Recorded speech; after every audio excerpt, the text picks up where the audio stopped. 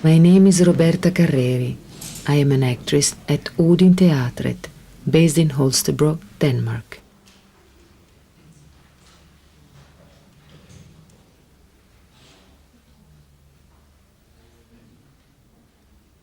Odin Teatret was started in Oslo, Norway in 1964 by Eugenio Barba, who is still the theatre's director. The actors in the group come from various countries. I am Italian and have been working in Odin Teatret since 1974.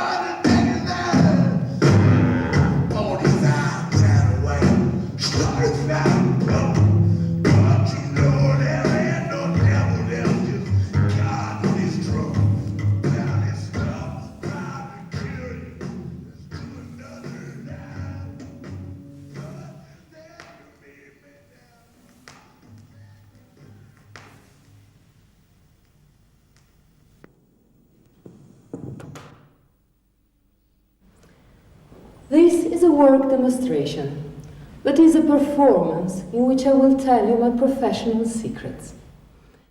The dance that I just showed you, it has been inspired by my meeting with theater masters from the Far East during the last 10 years.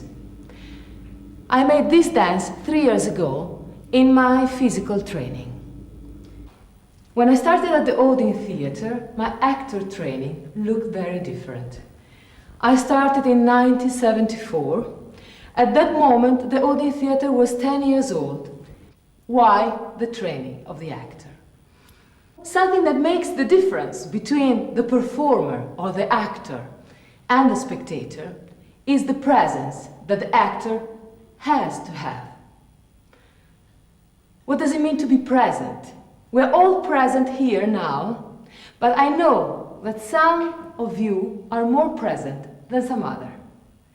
You, as a spectator, can let your body stay here and let your mind fly away far from this room. Me, as a performer, as an actor, I have to be here with my body and with my mind, connected all the time. On another hand, another aim is the one to liberate the young actor from what I would call the automatism of the daily life. That's why all the actors at the Odin Theater has been going through the experience of acrobatics. Acrobatics is very important because in acrobatic you have to be connected with your body and mind.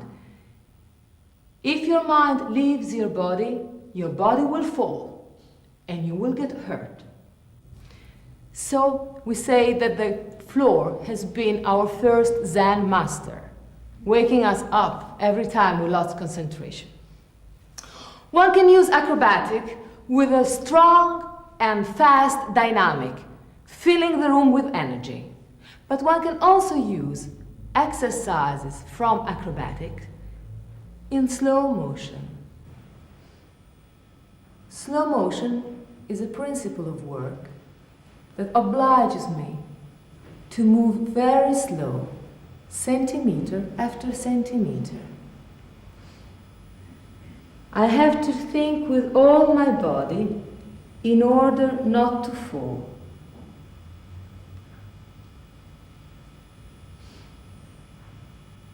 And in order not to make quick movements.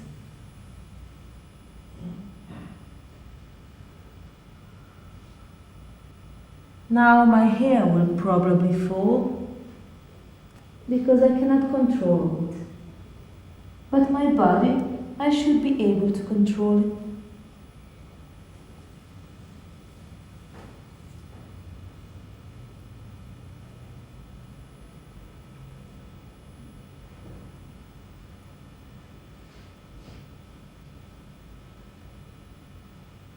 I work with the force of gravity.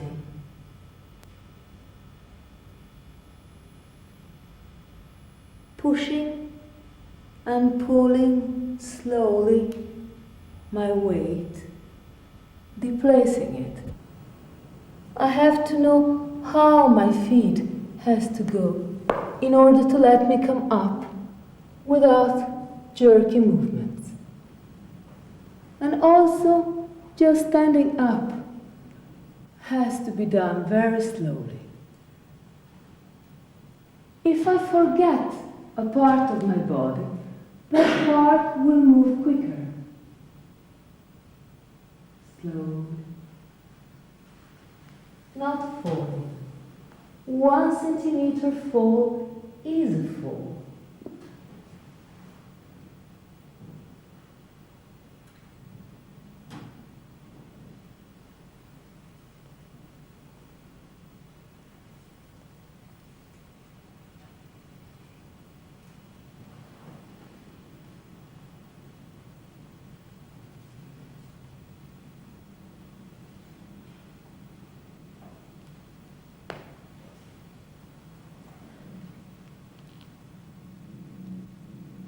Slow motion is not only a question of speed, it's also a question of kind of pulse.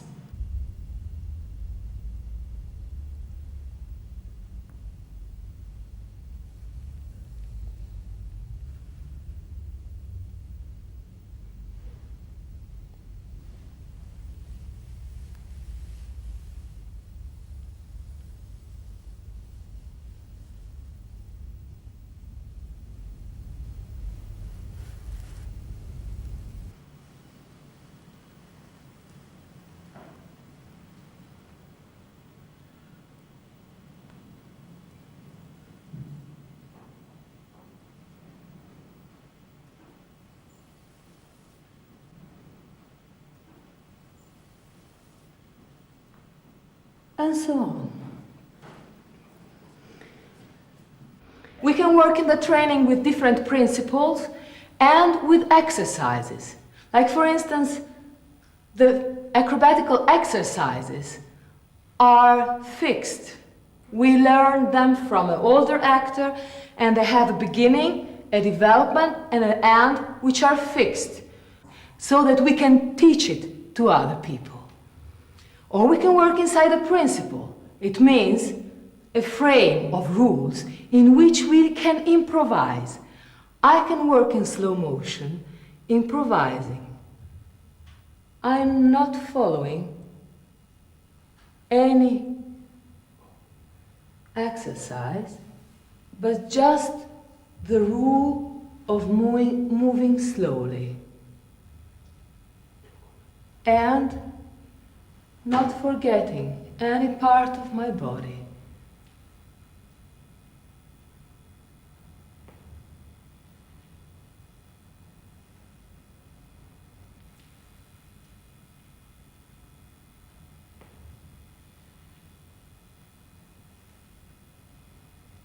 Another principle that I've been told by the older actor during my first season of the training has been the principle of the work with feet and hands.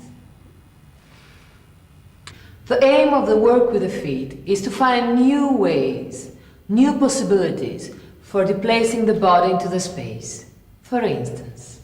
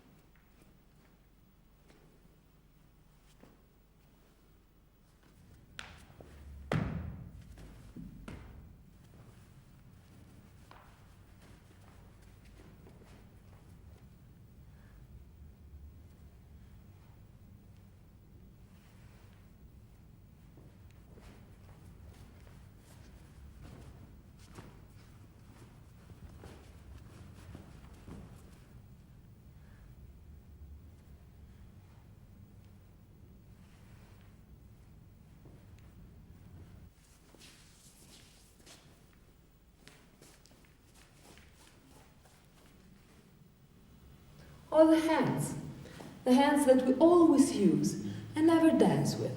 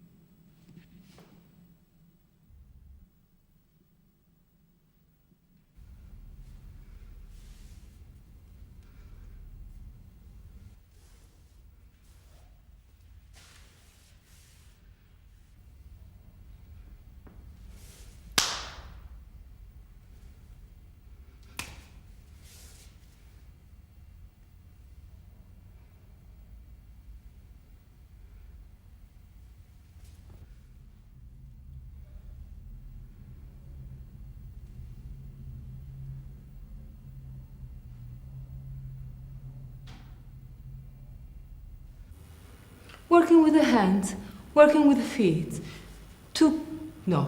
working with the feet and working with the hand. Finding a new way of a kind of natural way of being, but not naturalistic. Another principle that the older colleague had told me in my first training season is the one of introversion and extroversion.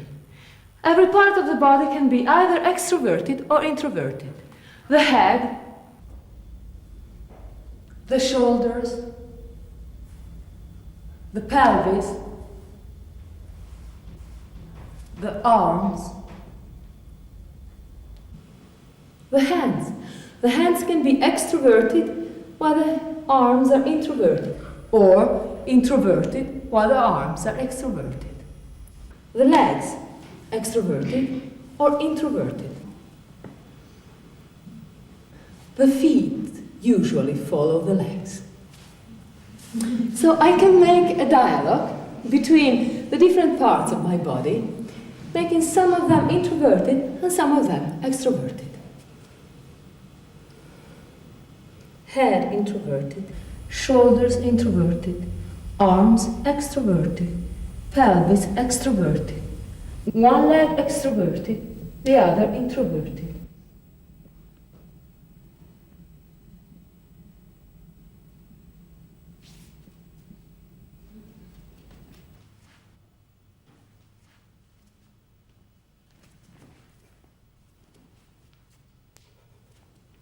Completely extroverted, only changing one detail, the head.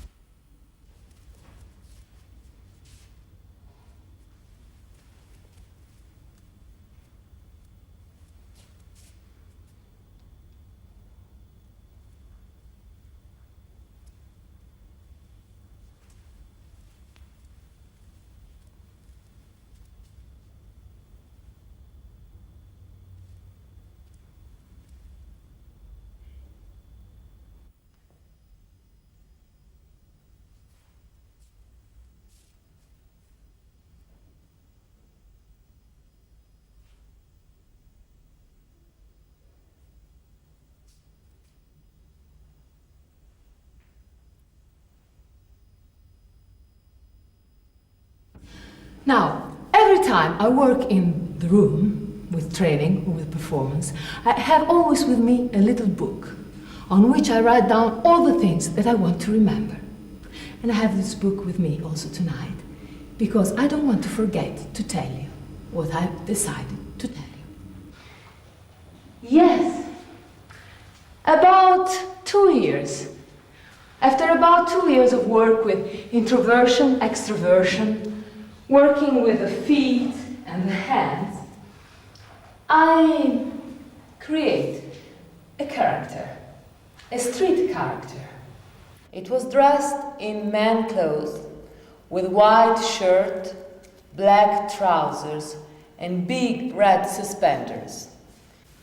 It was a part of a street performance called Anabasis, and I called him Geronimo.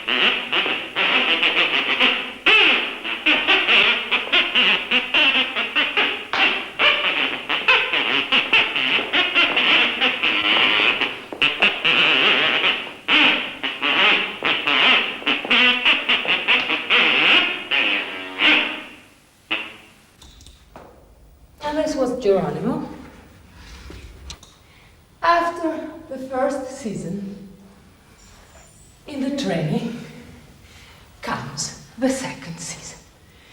As I told you, the first season was in order to liberate the body from the automatism of the daily life and find another way of being natural on the stage without being naturalistic.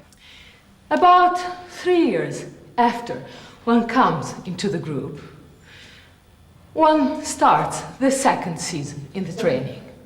From now on, your training becomes your individual training.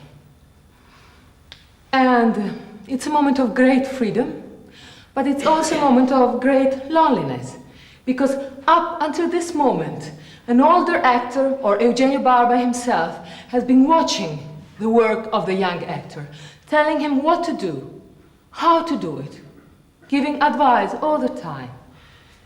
Now, the young actor has to decide for himself what he has to work on and how. So at this moment, he needs inspiration. One can find inspiration by watching the work of other theater groups, by watching performances of other kind of theater, or by reading books, going to movies, or looking into photography and art books.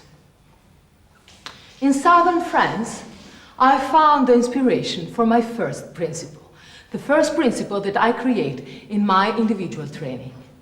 It was a book about the play of balls.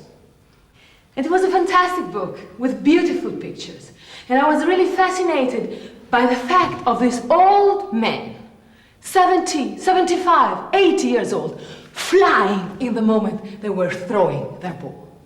To make this kind of throw, you have really to be concentrated.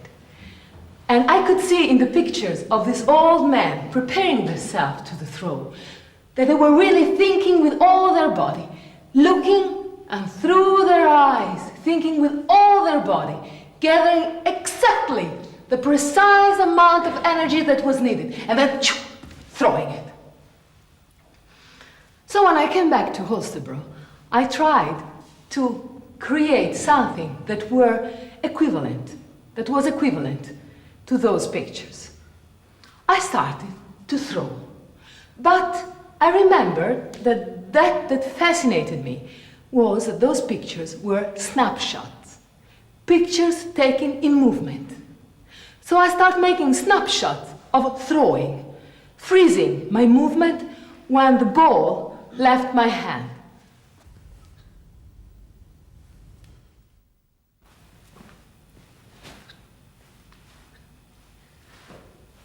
In order to freeze this moment, I have to keep the balance. Now, if I throw in one direction, my body will be taken in that direction. So I have to make a contra-impulse in order to create the balance, because the balance is the result of two opposite but equal powers. I have to make a contraposition with another part of my body.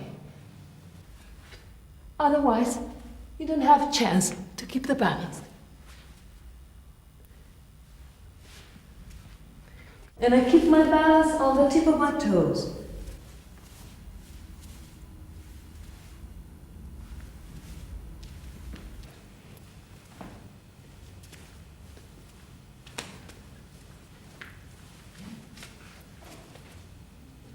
And I started to throw slowly, quickly, softly, hard, small, or big.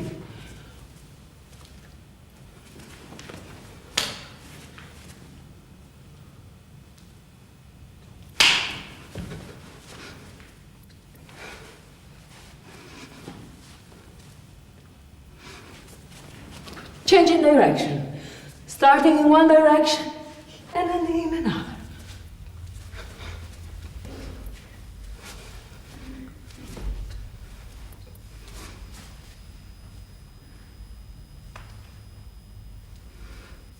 When I show you the work on these different principles, I show it to you maybe 2-3 minutes. But when we work in the room, we work on each one of them for 20-30 minutes. And this makes us meet a very faithful work companion. Tiredness. We become tired. And then one can decide that to be tired means that my body has got enough, and then I have to stop. Or I can ask myself, what lies behind tiredness? What lies behind my first limits? Maybe some among you have tried jogging. Then after about 10 minutes, your body becomes terribly heavy. If you have the chance to be with a person that has been jogging for a long time, and if it happens that you like this person, you will keep on running even if you're tired. And eventually, after about 5 minutes, you will experience that suddenly you start to become lighter again. What happened? It's not a miracle of love. On a scientific point of view, your brain has started to produce endorphin. Endorphin is a chemical substance very close to morphine, or also to adrenaline. This chemical stuff, endorphin, is something that our body produces when it has to face challenges that are bigger than the one that we daily face. Extraordinary situations. I don't know, maybe some of you had the experience of dancing for hours with other people. Really dancing for hours. Being exhausted, at the end, exhausted, but not tired. And maybe some of you had the experience of attending a conference and after about 15 minutes getting terribly tired and maybe even fall asleep. So what becomes tired first? Our body or our brain? For what concerns me, I know that is my brain. That's why when I work in my training, I have to give my brain something to chew on. I have to tell my brain, work with different directions, all the different directions. Work with different speeds, quick or slowly, or quick. Work with different size. A movement can be big or can be small. And work with different kind of energy. Soft energy. Hard energy.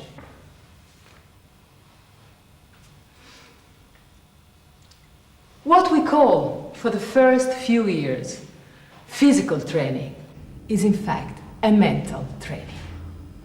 People working within sports know that very well. After about 6-7 years of work in the training, I could come into the working room and start to train.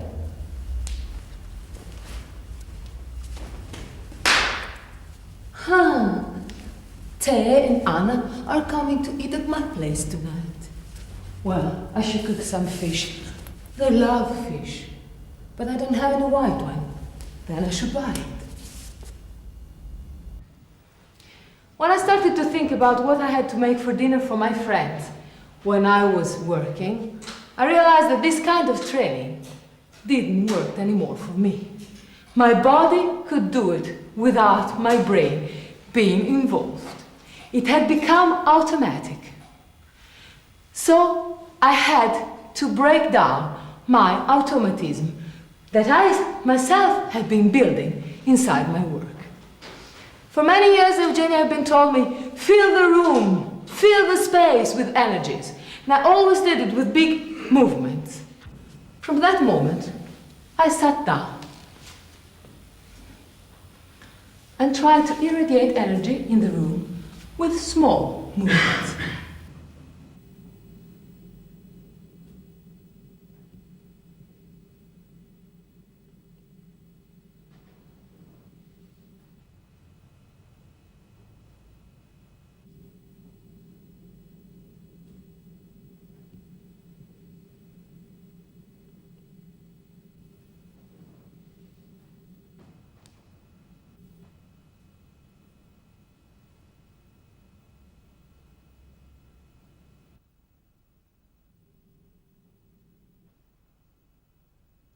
What I'm doing, I'm working with a principle that I call segmentation. It means I can move only one segment of my body at a time. I decided that the eyes were also a fragment, a segment. So I can move my eyes and then my head, my eyes and then my head. Or I can move my head and then my eyes, my head and then my eyes. Or I can move my eyes and my head together, but I have to decide it. I can start the movement from the shoulder, then the elbow, and then the fingers.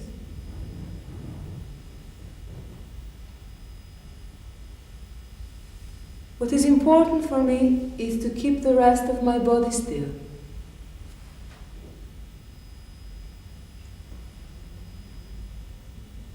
Moving only one part at a time.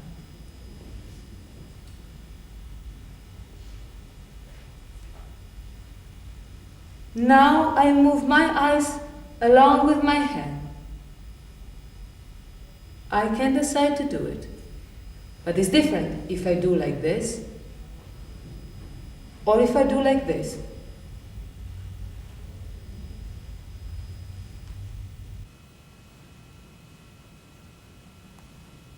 I can also decide to move two segments at a time.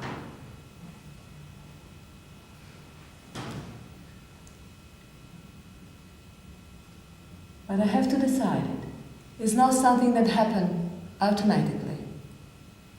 Nothing is automatically in this training.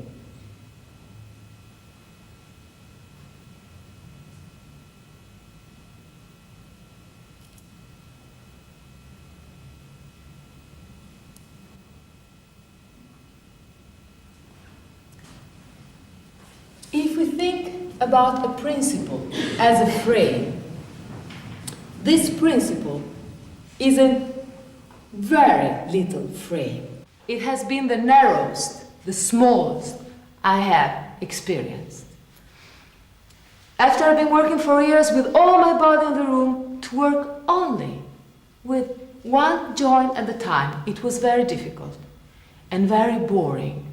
I really had to use all my fantasy in changing directions, changing speed, changing size, changing quality of energy in order to keep it alive. Also because I was very puzzled about what could be a theatrical close-up. When one goes to the movies and one sees a film, if the director wants you to see a hand of the actor, he make a close-up and cut into the film one hand, which is 7 meters per 5 in front of you at a certain point. You can't avoid to see it. But when you are in the theater, you can see the whole body of the actor. And if I want you to look at my hand, I have one possibility, and it is to be completely still with the rest of my body and let only my hand move.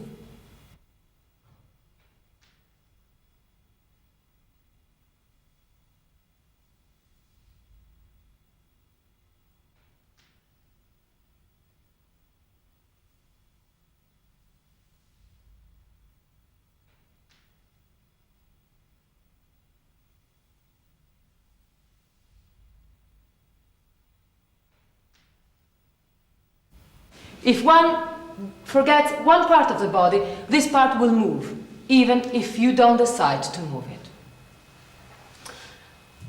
Because it's important for the actor to be decided. And this makes me think about Niels Bohr. Niels Bohr was a Danish physicist, very famous for his research on quantum theory, but less known for his love for Westerns. And there was one thing that was very puzzling for him. Why always in the Westerns there is a duel between the good and the bad, the guy with a white hat and the guy with a black hat, and always the first that goes to the pistol is the one that dies. How does it come? Is it logical? So what Niels Bohr did, he sent his assistant into town to buy water pistols. He came back to the laboratory and then he asked two of his assistants to make duels with water pistols. And then Niels Bohr, the famous physicist, understood why the Westerns were right. Because the first that goes to the pistol, he decides to go to the pistol. He make a mental action and then a physical action. The second one is decided. The second one is one with his action. There is a difference between to think an action and realize it and to be one with his action, to be decided. An action, by the way, is different from a movement. A movement doesn't change anything in the space. An action always changes something, wants to change something. This is an action. I move my book. This is an action. I want to move my book. I have a precise intention, which in English you can also say intention, tension inside my body. If this book was a box of beer, then my intention will be different. My body will prepare himself in a different way to lift it.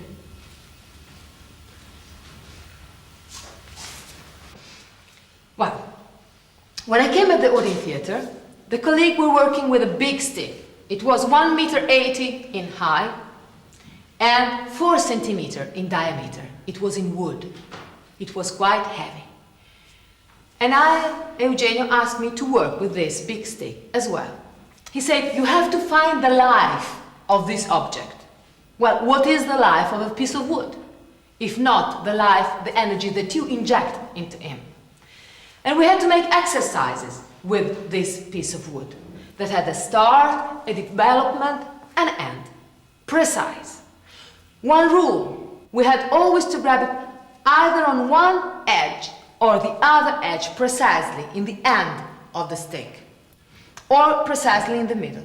So when we throw the stick and we had to grab it precisely on the edge, this long stick, 1.80 m, had the tendency to go down, but we had to keep it perfectly parallel to the floor. We never had, at the Odin Theatre, training for girls and training for men. We always make the same training during the first 3 years, during the first season of the training. Then the training becomes individual and one can decide himself what to work on. After about 3 years, I was allowed to work with a smaller stick. Looks easier because it's lighter, but in fact it's not, because it doesn't give me any resistance. And it's so light that I can make it fly without using my body. So, in the beginning I had to pretend that the stick was as heavy as the Bushman, the bigger stick.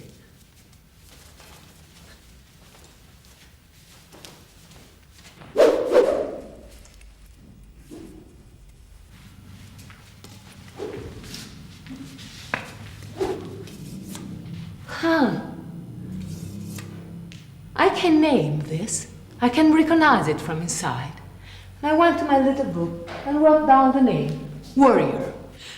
It's important to understand that I don't think first an image and then try to realize it with my body, but by letting my body work with the prop, I recognize images that I can name. It's what we can call a thinking in movement. It's a different way of thinking. When I've gathered around 12, 15 pictures, I made a montage out of it.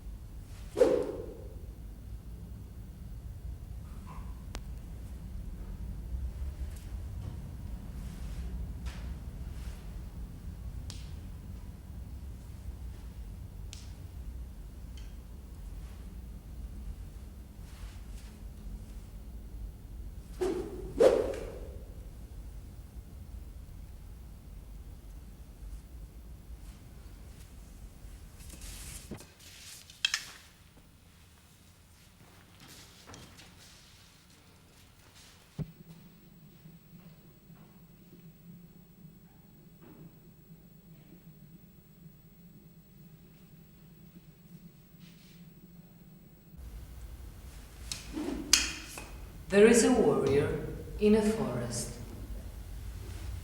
He hears a sound. Who's there? But it's only a lady walking on the side of the river. And in the middle of the river, there is an old man in his boat. He's out fishing. And when he catches the fish, he sees people playing golf on the other side of the river. And a little boy, following with his eyes the little flying ball, sees a duck, and with his arrow gets him. And the wounded duck falls into the river, deep, deep into the water.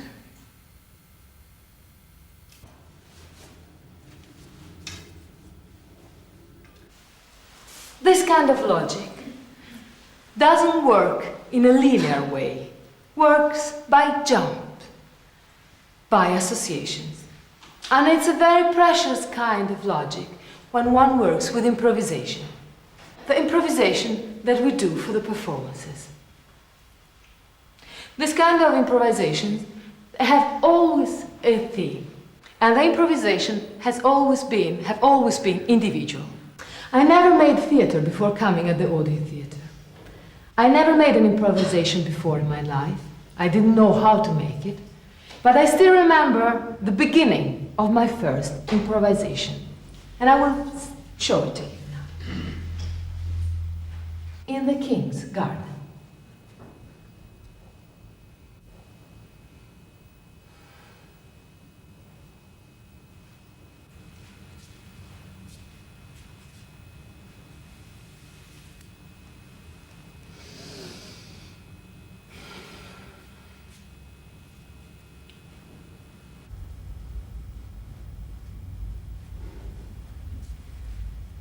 And so on. If I had to make the same improvisation, let's say 3-4 years later, maybe I would have done like this.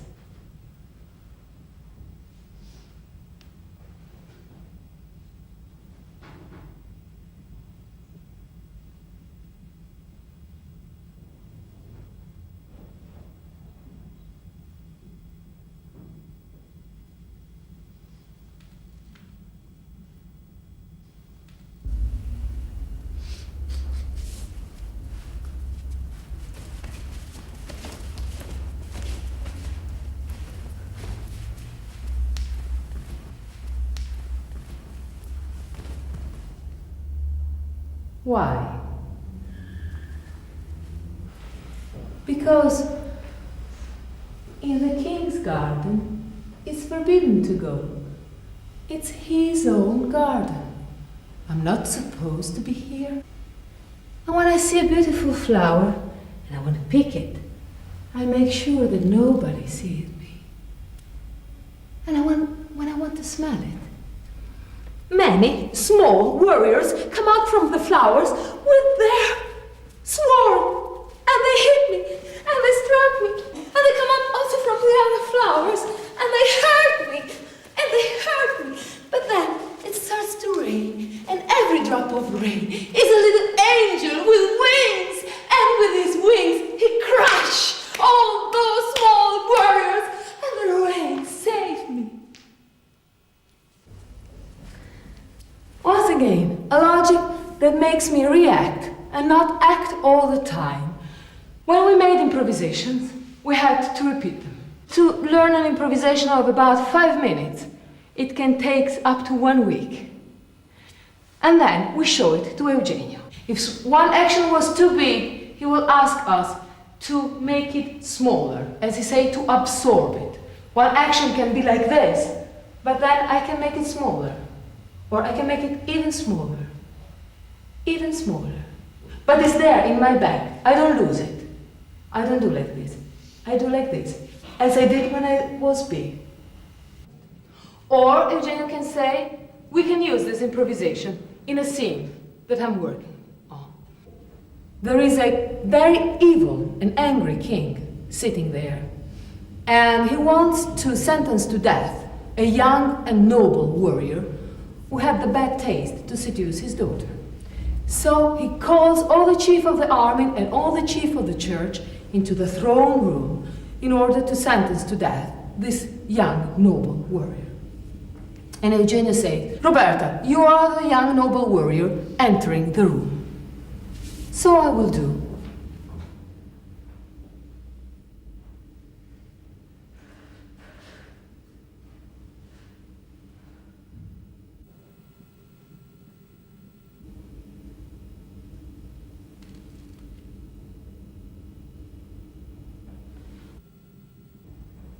What I'm being using now is a fragment of my improvisation in the King's Garden. What I do, I walk slowly. But now the contest gives to my walk a different logic. Is because, in fact, a person who knows that he's about to die goes slowly because he wants to taste the last minute he's got. And when he has to kneel, he wants to look at the people who are going to sentence him to death. And then to the king.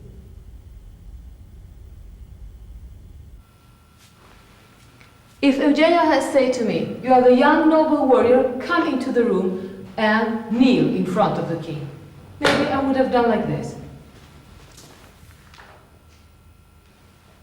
Which is much less real than the other one.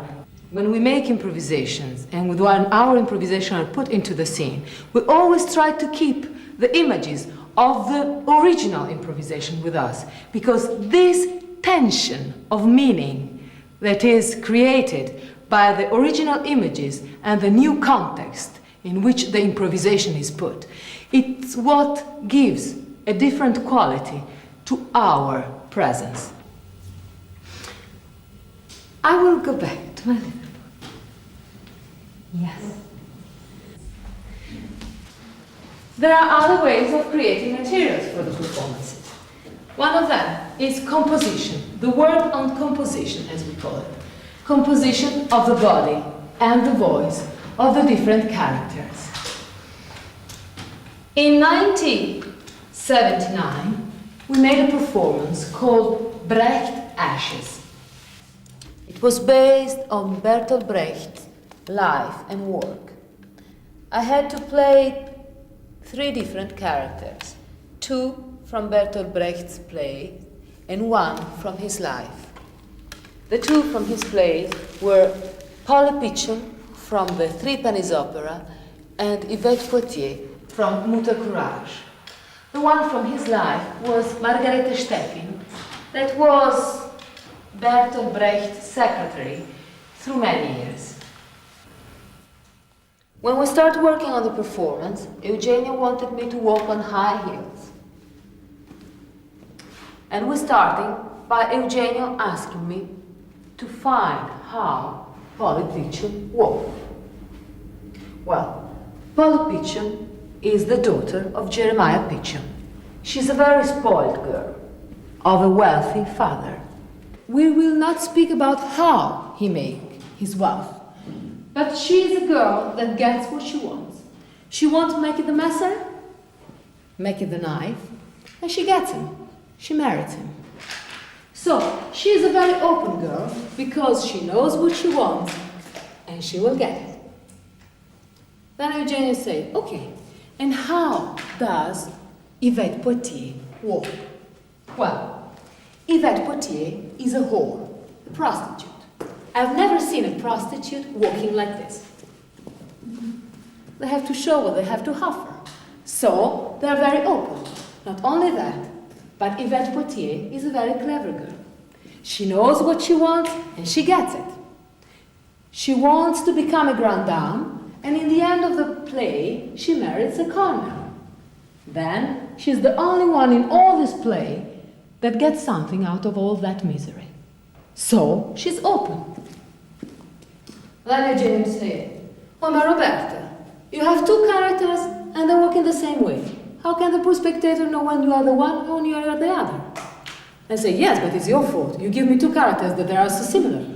And I say, well, let's see. start to walk like Yvette Poitier. All right, here we go. Good. And now do the opposite. What do you mean by the opposite? The opposite. Yes, but the opposite is like this. Yes, do like this. But don't forget that you are polypitching, that you know what you want, and you will get it.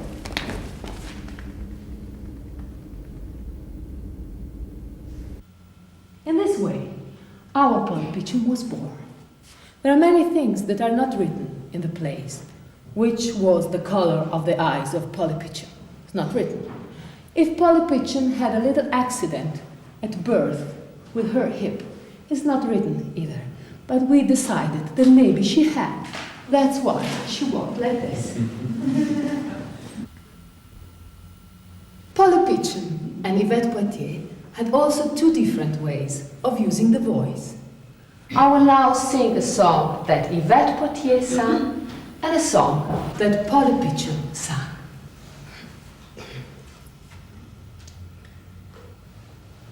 Hauptmann, lasst die Trommel ruhen und lasst euer Fußvolk halten an.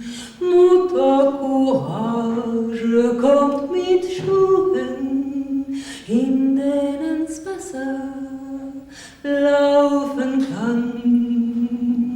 Mit seinen Reisen und Gettieren, Bagage, Kanonen und Gespann, soll es sie in den Tod marschieren, so wie das gute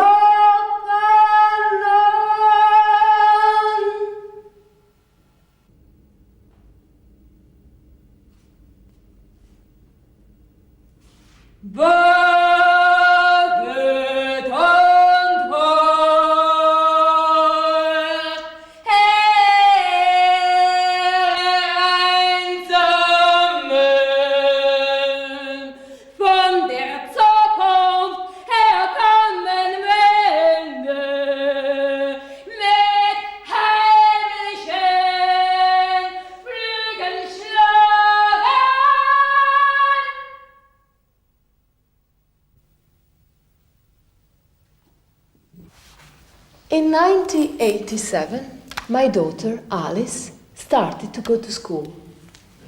Normal for a girl 6 years old. But this creates me some problems because I could not travel with the rest of the group on tour that much as we did. Until that point, I could take her with me on tour with a babysitter. But from that point, I had to stay in Holstebro with her. So Eugenio proposed me to make a solo performance. He thought about the theme of Judith, the woman from the Bible, the woman that, as the only one in all the Bible, doesn't give birth, doesn't give life, but kills with her own hands. So when we started to work on the theme of Judith, Eugenio asked me to produce material that he could work with. Since 1972, at the Odin Theatre, we don't follow a text, but the text of the performance is created at the same time as the performance. The interaction between the director and the actors create the performance. I started to work to produce materials, and Eugenio gave me a book, a catalog of an exhibition about Maria Magdalena. And I looked at those pictures, And I found that some of those pictures were still so strong after many, many centuries. And I made photocopies of them. Then I put it on the floor in the workroom, and I started to learn them. There was a series of pictures of Maria Magdalena with the oil, of Maria Magdalena washing the feet of Jesus, of Maria Magdalena under the cross, of Maria Magdalena in ecstasies. And I will show you now what happened to the series of Maria Magdalena under the cross. There was one like this, there was one like this, another one like this, one like this, like this from Carpaccio, like this from a Flemish painter, and there was one like this, and one like this. Then I tried to find a pulse that will help me to link one picture to the next with a song, letting the song lead me from one to the other. And in order not to put grease on butter, as they say in Denmark, I didn't choose a dramatic song, because the picture were dramatic in itself. So I chose a lullaby, a song for children. Ninna nanna sette venti che il bambino s'addormenta e fa un bel sonno e si sveglia domani a giorno. Ninna ieri che le sporte non son panieri e i panieri non son le sporte, la vita non è la morte e la morte non è la vita, la canzone è già finita. But this is a lullaby for all the people who understand Italian, not for the rest. So I tried to find another song that could evoke the picture of a baby in other countries as well. Angel del ciel, parla divin, mi taglierò, tu che vadi dai lungi sognar, tu che angeliche voci annunciar, luce pani elementi, pace infondi nei cuori. But then when I show it to Eugenio, he say, good, but we can't use it. Because Jesus belongs to the New Testament and Judith to the Old one. So we cannot put them together. So we decided to create a poem, a love poem. Because in our version of the story of Judith and Oloferne, Judith falls in love with Oloferne before killing him. And since in the performance this poem is said to the severed head of Oloferne lying on the floor, the physical score is slightly changed.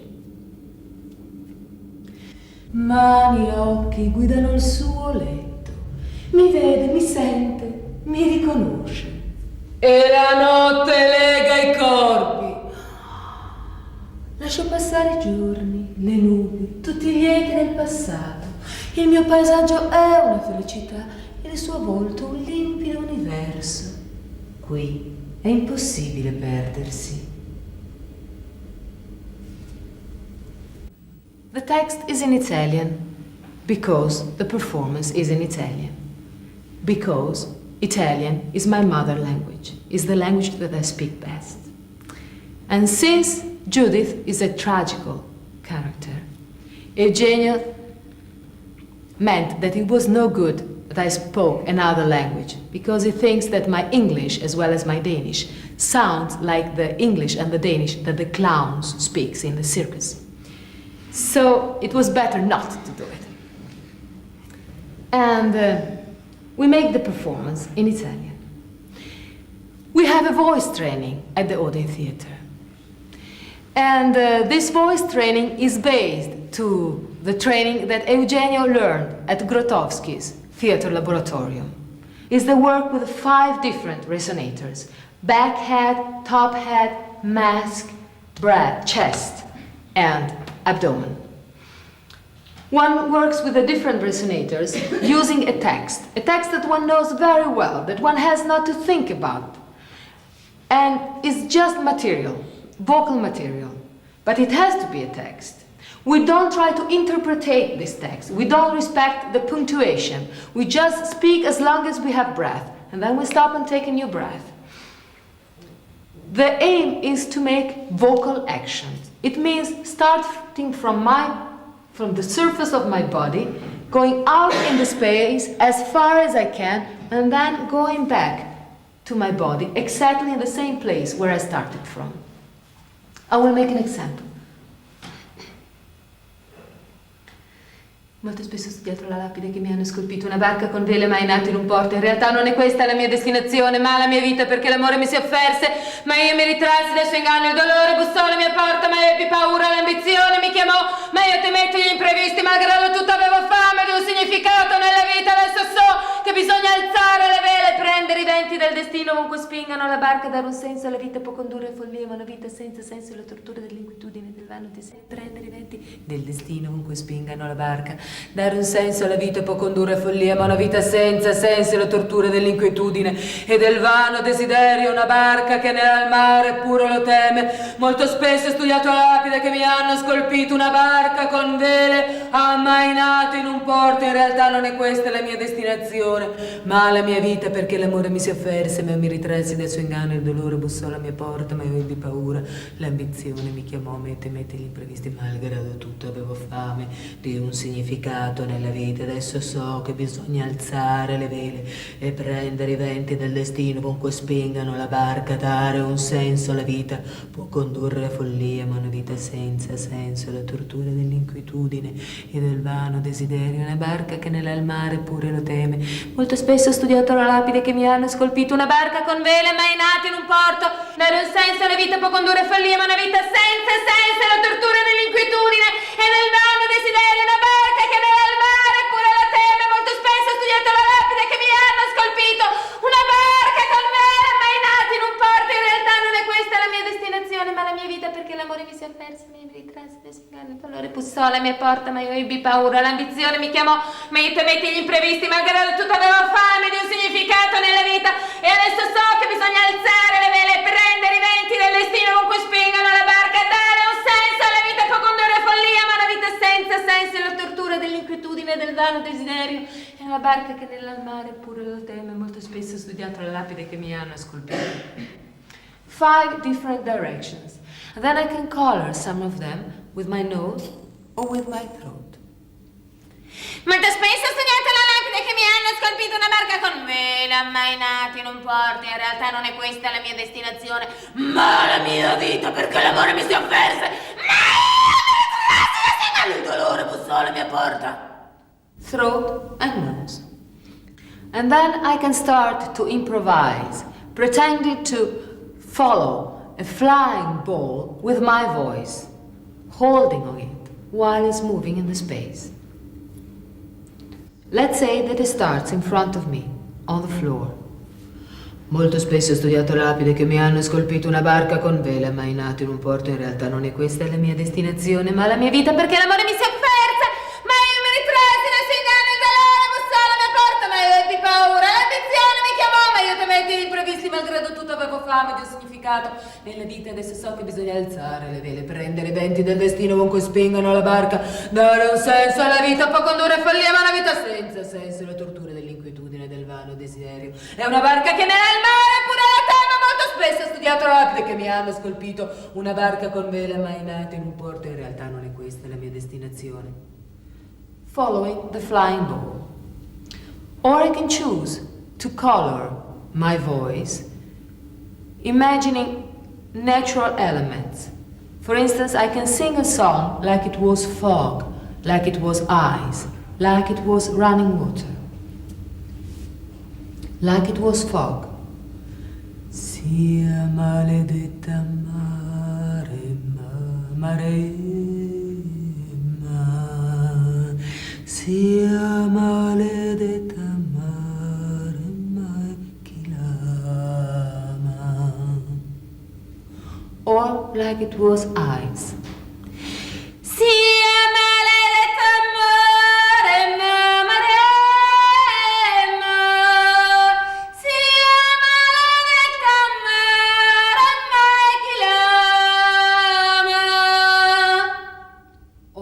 like it was running water. Sia maledetta mare, mare, ma, sia maledetta mare, ma chi l'ama. We can also make improvisation starting from a theme. For instance, a theme that is very dear to me is in Istanbul's bazaar. Because you can have anything in Istanbul's bazaar. You can have, of course, people selling, but they can be young, old, men, women. You can have people stealing, you can have people crying, people shouting, people singing. You can have children, dogs, cats, birds, rats, anything. The only limit is your own imagination. So now I will make an example of an improvisation in Istanbul's bazaar.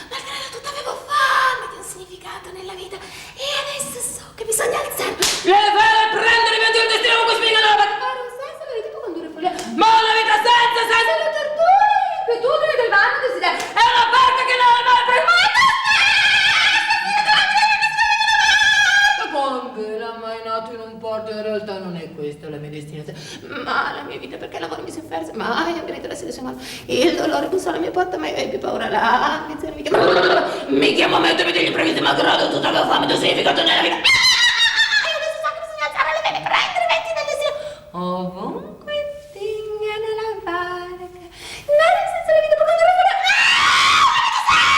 tortura, devi vedere la mano desiderio. And so on. We work with a text for the performances. And in the performance, Judith, I have a first monologue that is a kind of prologue of the whole performance, in which I tell the story of Judith. In this case, I worked with the text in different ways. I have some moments when the physical action and the vocal action and the action that is described in the text follow each other.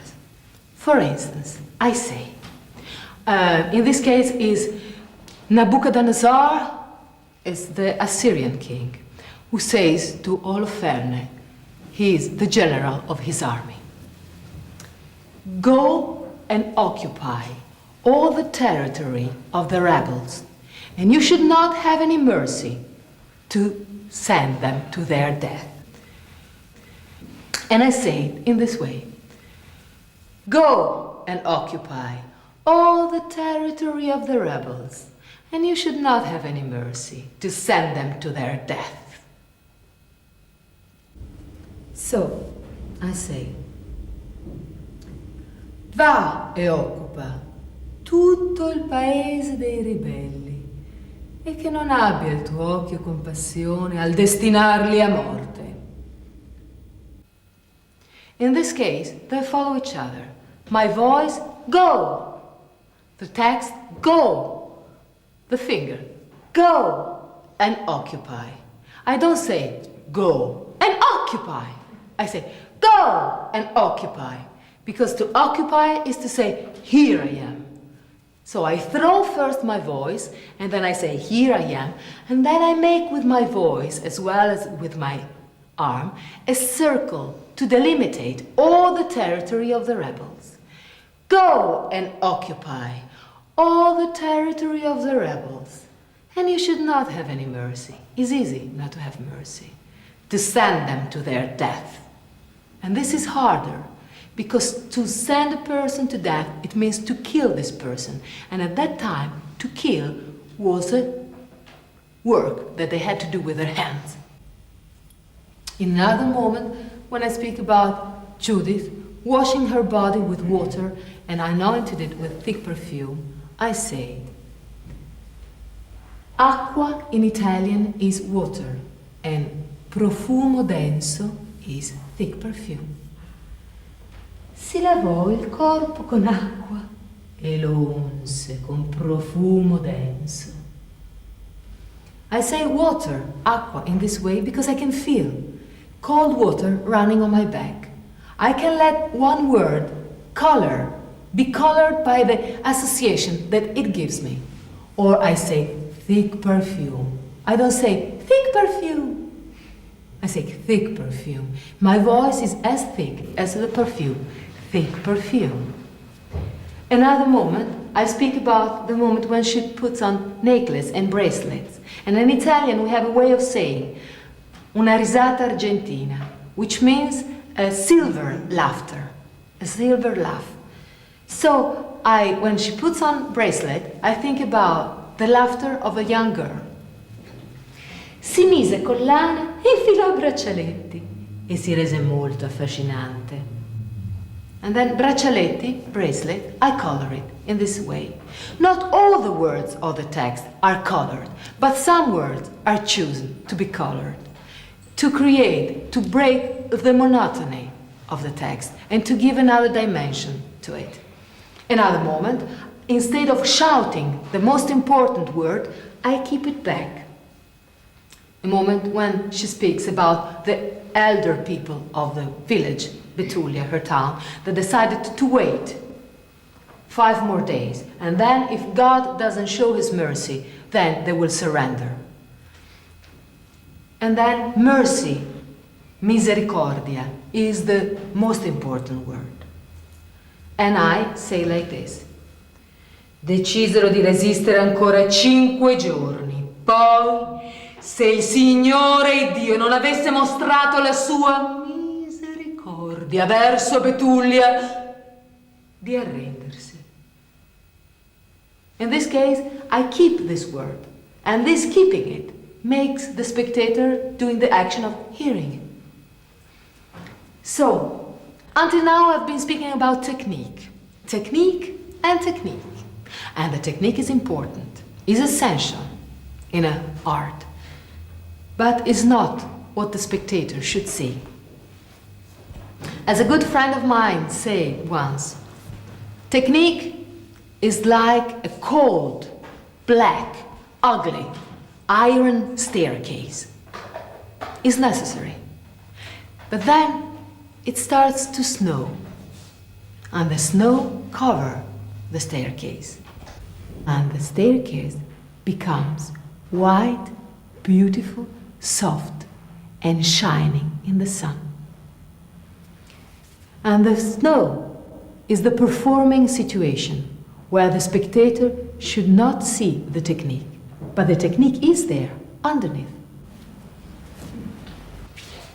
Now, in what I will do, there is underneath the work with the segmentation, as I told you before, the work with the text. Everything is fixed, because our performances have a physical and a vocal score that is fixed. In this fragment that I show you of the performance, I will be sometimes the narrator, sometimes Holofernes, sometimes Nebuchadnezzar, sometimes Judith, sometimes the guards. Is the text taken directly from the Bible. For me, it's new every time I do it. So I show it to you now.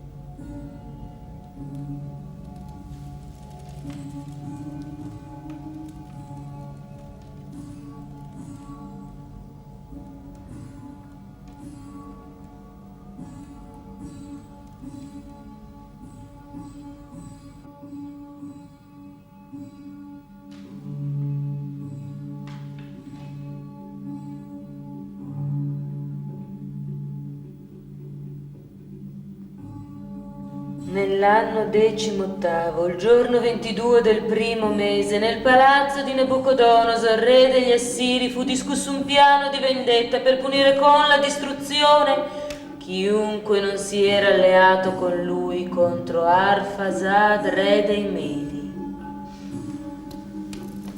Nabucodonosor mandò a chiamare Oloferne, generale supremo del suo esercito, e gli disse: va e occupa tutto il paese dei ribelli e che non abbia il tuo occhio compassione al destinarli a morte.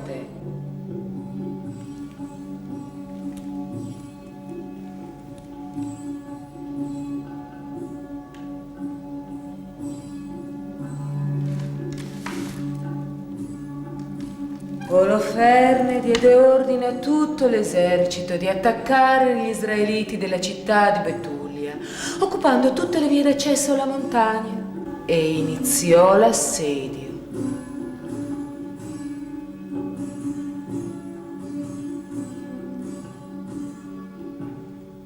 Venne così a mancare agli abitanti di Betulia ogni riserva d'acqua. Incominciarono i bambini a cadere sfiniti, le donne e i ragazzi venivano meno dalla sete. Gli anziani decisero di resistere ancora 5 giorni. Poi, se il Signore Iddio non avesse mostrato la sua misericordia verso Betulia, di arrendersi.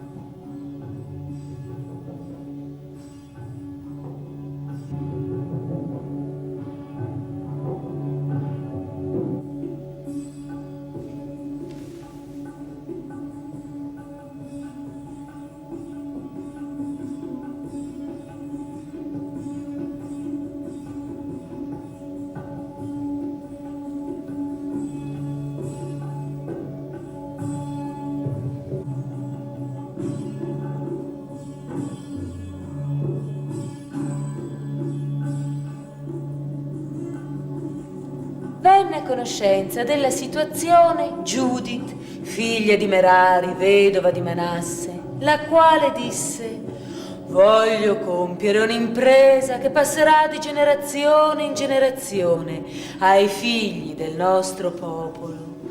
Depose gli abiti da vedova, si lavò il corpo con acqua e lo unse con profumo denso, spartì i capelli del capo e vi impose il diadema. Poi si mise gli abiti da festa, cinse collane e infilò braccialetti e si rese molto affascinante agli sguardi di qualunque uomo l'avesse vista. Uscì con la sua ancella prediletta dalla città di Betulia. Gli uomini le seguirono con gli sguardi mentre scendeva il monte, finché attraversò la vallata e la persero di vista.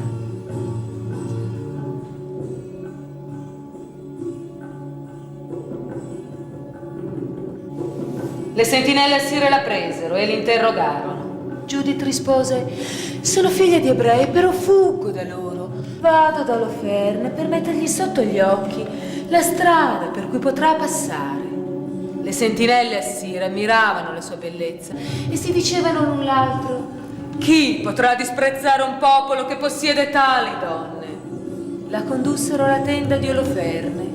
Giudith disse: io intendo restare con te, mio signore, e pregherò il mio Dio e lui mi rivelerà il giorno in cui potrò entrare con tutto il tuo esercito e nessuno potrà porti resistenza.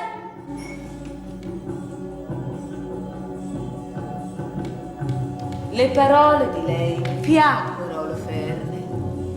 Rimase Giudith al campo 3 giorni ed ecco, al 4° giorno Oloferne fece preparare un rinfresco senza invitare alcuno dei suoi ufficiali e disse a Bagoa: va, invita quella donna ebrea a mangiare e a bere con noi, poiché sarebbe disonorevole per la nostra reputazione lasciare andare una simile donna senza aver goduto della sua compagnia. Giudith si adornò coi vestiti più belli con ogni altro ornamento muliebre.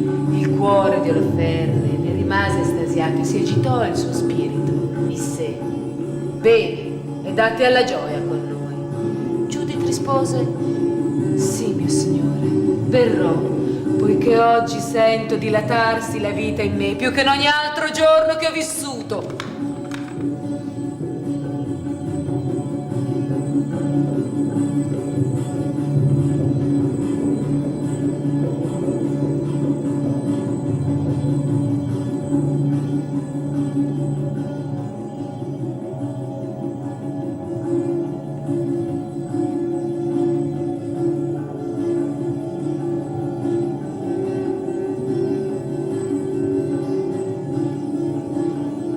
Quando si fece buio, i servi si affrettarono a ritirarsi. Rimase nella tenda solo Judith. E Oloferne, sdraiata sul divano, ubriaco fradicio.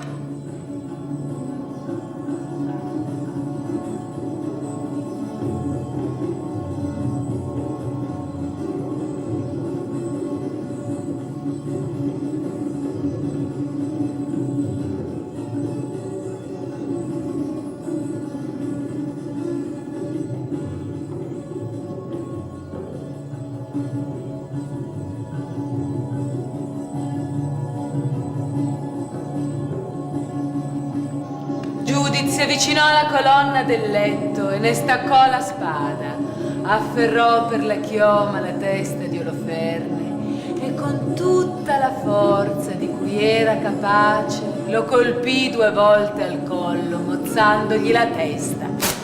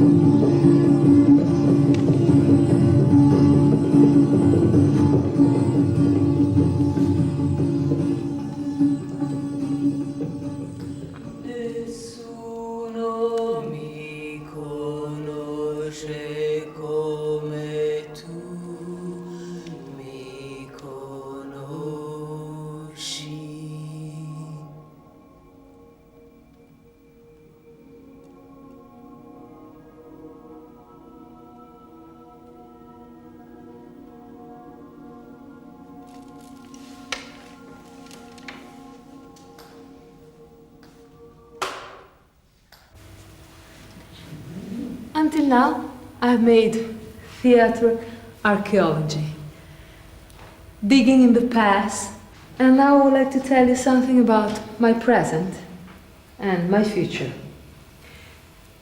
The first thing is a work with a voice that I started already 4 years ago, but that for me is still in the beginning. It's a work that is inspired by a cassette of songs of shepherds from Georgia, ex-Soviet Union. I heard these songs and I was fascinated by the sound of their voices. They use what they call crystal voices. And it's not because they use very high voices or they sing in falsetto, but it's because they manage to make overtones, harmonics that are so strong, like the one that you can get when you have a crystal glass, and with a wet tip of your finger, you start making circles. So, I didn't have any master, any Georgian master, so I had to experience myself this journey through the harmonics. I will show you my harmonics. Still, they are very small. I know that I have a lot of work in front of me, but I would like to share them with you.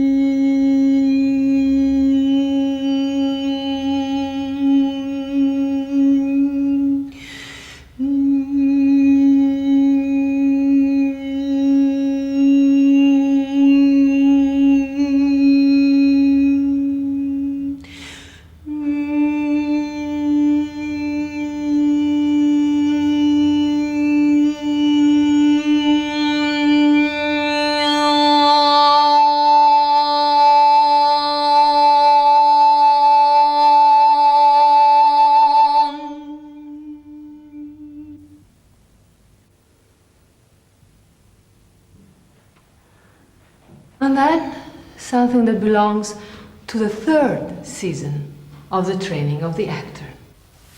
And the third season is when the actor still increases his circle of power, make bigger his presence, and then, on another hand, start already to have a kind of dramaturgical idea in his work. Start in his training to produce material that he can present to the director. Then I will make for you the first dance that I made tonight with a prop.